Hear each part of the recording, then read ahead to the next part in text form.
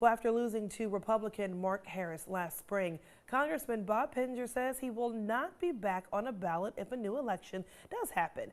The congressman represents parts of Charlotte all the way to Bladen County. Andrew James has more on his New Year's Day decision. It's a big story at 11.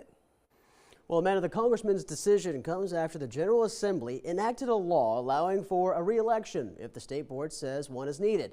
It would include a new primary and general election. Well, the State Board of Elections had set an evidentiary hearing for next week. This to look at the evidence of alleged elections fraud in the 9th Congressional District race.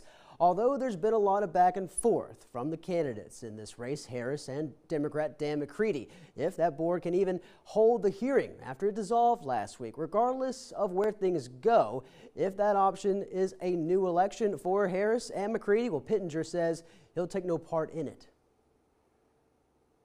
And the congressman saying this in a statement, of course. He says, quote, "As a member of Congress for the last 6 years, I am deeply grateful for the privilege of serving the 9th Congressional District. Regardless of the determination of the evidentiary hearing, I will not be a candidate in a possible primary election."